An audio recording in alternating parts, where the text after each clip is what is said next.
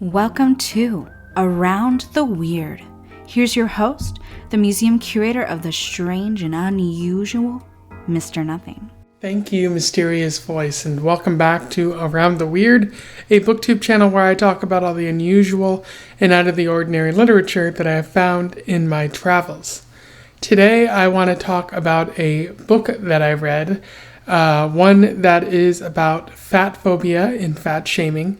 It is what we don't talk about when we talk about fat, which was written by Aubrey Gordon and published in 2020. For those who don't know, Aubrey Gordon is a pretty new author, only getting 2 books published, one in 2020 and the other one is going to be published in January of 2023, so a little ways away at the time that I am making this video.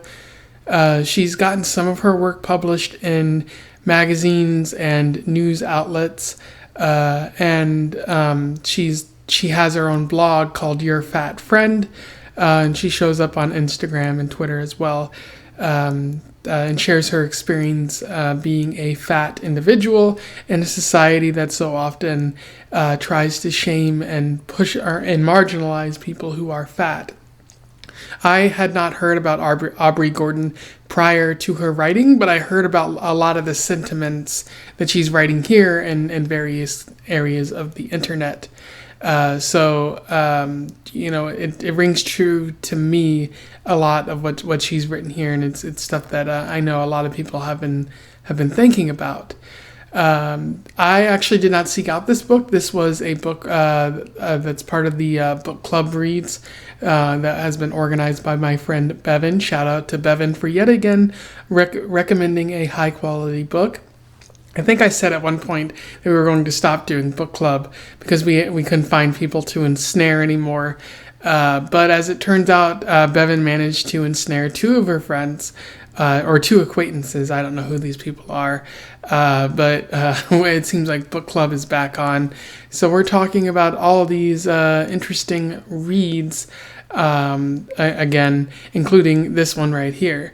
Some more thoughts to share during book club, which you'll also find in this video.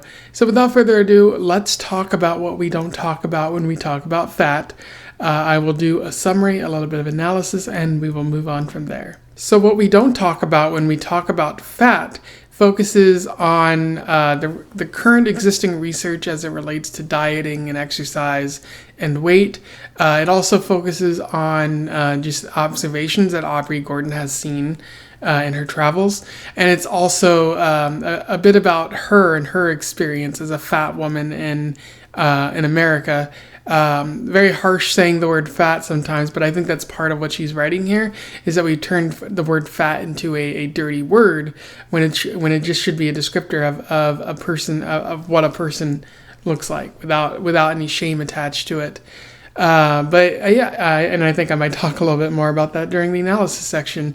But she starts off the book by talking about an experience that she had with an airline, how she was on a plane and was moved to a middle seat and tried to get out of it because she knew that she wasn't content in the middle seat because she's a bit large, and it would make the other passengers uncomfortable, and that's what mattered to her in a large way of not appearing to discomfort anyone.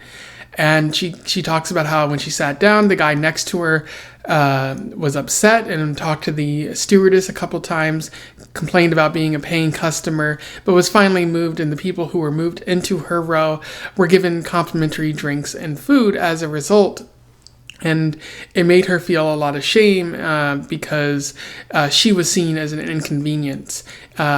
Even though, as she notes, like the airplane companies, like this is partially their fault because seat size has shrunk in years, and airplane companies are cutting corners, and the people who are receiving the blame are people who are fat, even though they have no control over the fact that airplane companies are cutting corners in these ways.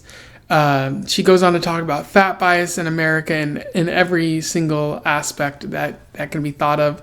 How there's a thing called skinny privilege, and how we view those who are fat with scorn and deride them, even making them feel negative mentally speaking. She talks about fat camp, how we often send young children to fat camp, kind of instituting the mindset that skinny is best at such a young age. And again, that's not the memo that we should be sending to young children. She also talks about the failings of the government, the failure to regulate the wellness industry, as well as the pharmaceutical industry as it pertains to weight loss miracle drugs. She talks about the body mass index and how it wasn't created to be a measure of health, but it's since been adapted by those who should know better to represent like how healthy a person is. And the BMI doesn't go up high enough for a lot of people because they might weigh more than they should. I for one am not represented by any BMI because it doesn't go up that high as a fat individual over here. She also talks about like miracle drugs and products and how the FDA doesn't really do a lot of vetting with them. And some miracle drugs, like even though they were a real hit among the people, were later or even instantaneously shown to be negative and have ill health effects, including leading to death and severe heart problems in quick time after using it. She talks about like the standard of thinness and how it can be hard to obtain and how it leads you to have a negative worldview. She talks about the idea of concern trolls and people who are concerned for your health who try to make decisions for you because they view you as unhealthy or they just don't like people who are fat, and this is where their way of doing a good deed, even though no one really asked them for their opinion in the first place. No one really. And they, even if someone did ask their opinion, like they're certainly not medical professionals. They don't know what's best. They just think that they know better than the fat person that they might see. She also talks about fat calling, sort of calling people out on their fat, like cat calling, sort of saying, hey, look at this fatso over here, or something like that. And also people talking about rape fantasies and fetishization of people who are larger and fat. Aubrey talks about her first love in this book, how she fell in love with this guy. They had a great relationship, but because she felt like she couldn't be loved because she was fat, she constantly went out of her way to sort of sabotage the relationship. And the end result was she broke up with him, even though they were a pretty good couple. And so she that weighs on her mind in this story, and it's really representative of how we often sabotage ourselves because of society's perceptions of who we are and what they think we should be.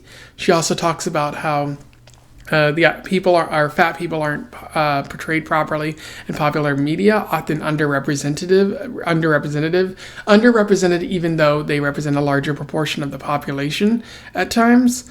The number of people being represented and not being portrayed as goofballs or sexless is growing, but there is still work to be done there. And she also talks about bias in the medical field, how in the past doctors have been like, oh, you're fat, that's a big mistake, or they won't take on people who are fat as clients. Or they ignore serious health problems in exchange of just saying, oh, you're fat, that's the only problem that you might have. But she does note that change is coming.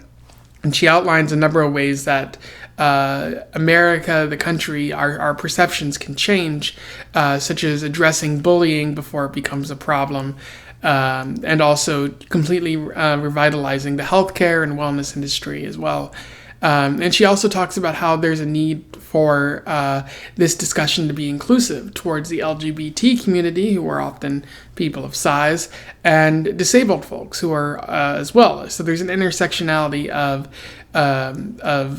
activism here that needs to take place in order for everyone to be included and to benefit, the country as a whole, and also to strengthen the movement. Because as Judy Heumann noted in her book, Being Human, intersectionality helps bring multiple people together and make sure that the movement is as strong as it can be. In terms of analysis, there is quite a bit worth talking about in this book. The main idea, the main aspect of this work of nonfiction, what I think Gordon is really trying to get at and educate us about, is fatphobia. It's a word that I think we've heard a lot more, especially as our society has become slightly more progressive, understanding that, hey, people of size, people who are fat, have feelings. And, those constant jokes and the belittlement and making them feel like they're not worthy of love, is probably not a good thing. And Aubrey Gordon really highlights here how our society doesn't value fat people, or it hasn't in the past, but it might be doing it now. There's still a lot of work to do, but in the past, between the jokes and the media portrayals and the way the wellness industry has been run and the way the government hasn't really intervened when it should have, it's failed fat people, and it's shown that it doesn't value those people. And this happens in popular media, in The King of Queens, in Mike and Molly, and a wide variety of TV shows where some people are seen as jokes. Well, a good example being Eddie Murphy movies, including the Nutty Professor, as well as Norbit, one of the worst movies ever made, where the entire joke is that Respucia, Eddie Murphy's sort of wife, and also Eddie Murphy in a fat suit, is such a deplorable human being because she is a terrible person, but also she's fat. Like that's where a lot of the jokes come in. Like, look at this fat person, isn't she awful? You see it in the wellness industry. There's a lot of pills that are like, oh, burn fat faster, as if like being fat is something that needs to be solved right away. But also you see it in like nutritionists and whatnot who are like, we're gonna burn your calories, or you're not going to be fat anymore. Like Jillian Michaels, for example, who called out Lizzo for being fat and unhealthy, and like, where's she going to be in a couple of years, and really painting a picture that Lizzo was wrong for being fat, and that it was wrong for people to like her because she was fat. So highlighting that one aspect, and also not allowing fat people into certain public spaces, whether it be on public transportation or just generally in public, like in grocery stores or whatnot. Aubrey Gordon saying that she had to go out of her way sometimes to avoid public spaces because people fat called her or pretended to know better than her, or even believed they knew better than her. And I do think that what she gets at here a little bit, but I think what is clear is that this fat phobia might be a larger representation, or representing a larger misogyny and racism that exist in America, especially because you see a lot of fat phobia aimed at women, but also a lot aimed at fat black women. And I think there's that like anger and hatred towards women in general, but also black individuals. And so, the common theme there is that a lot of these women who receive this hate are fat, and that there's an intersectionality that needs to be addressed. I also think Aubrey Gordon does a great job here at exploring the effects of fat phobia. It's not simply, being called names. There's a larger effect taking place that hurts individuals, but also affects various aspects of society. There's the initial feelings of shame, self-hate, and fear. If someone's going to call you fat constantly, some of those feelings might be directed inward, and you might be like, why am I fat? I should be working out more. I know that I feel that from time to time, where I'm like, why didn't I work out then, or why didn't I do that? And I realize, it's okay to be fat. It's there doesn't need to be that sense of self-hate, but there's also that fear that Aubrey Gordon was talking about, which is especially prevalent with fat women, because there's a lot of rape fantasies and fetishists out there that would seek to control fat women and often pepper them with sexually harassing comments. And so to live in that fear can't be healthy, can't be good for your mental health. There's trouble in their interpersonal relationships, as Aubrey talks about, like she was in that really good relationship, but when she began to realize that she was a fat person in a relationship with someone who wasn't fat, it affected her in a negative way, where she was like, I sabotaged my own relationship because society told me that I wasn't worth it, and I believed them. And she notes that like that's the greatest success of anti-fat